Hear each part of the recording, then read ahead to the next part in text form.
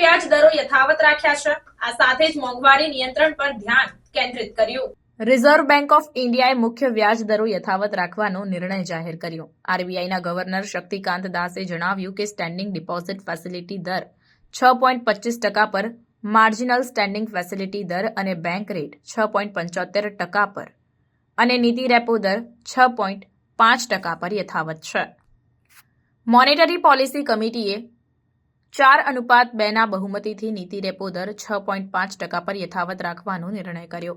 આ નિર્ણય એમપીસીએ સતત 11મી વખત રેપો દર યથાવત રાખ્યો છે, જે મોંઘવારી નિયંત્રણ અને આર્થિક વૃદ્ધિ વચ્ચે સંતુલન જાળવવા માટે કેન્દ્રીય બેંકના સાવચેત અભિગમને દર્શાવે છે।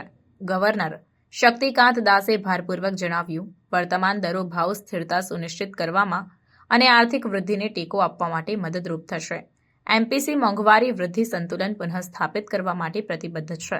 સમિતિએ આર્થિક વૃદ્ધિમાં તાજેતરના મંદીનો પણ ઉલ્લેખ કર્યો, જેના કારણે FY25 માટે જીડીપી વૃદ્ધિ પૂર્વાનુમાન 7.2%થી ઘટાડીને 6.6% કરવામાં આવ્યું છે।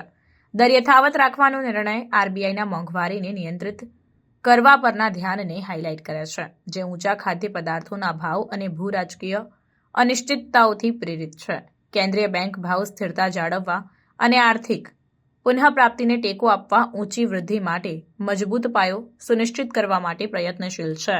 Always look at the outlook. The Monetary Policy Committee decided by a majority of 4:2 to keep the policy repo rate unchanged at 6.5%. Consequently, the standing deposit facility, that is SDF rate, remains at 6.25%, and the marginal standing facility, that is the MSF rate, and the bank rate at 6.75%. The MPC also always look at the outlook. The Monetary Policy Committee decided by a majority of 4:2 to keep the policy repo rate unchanged at 6.5%.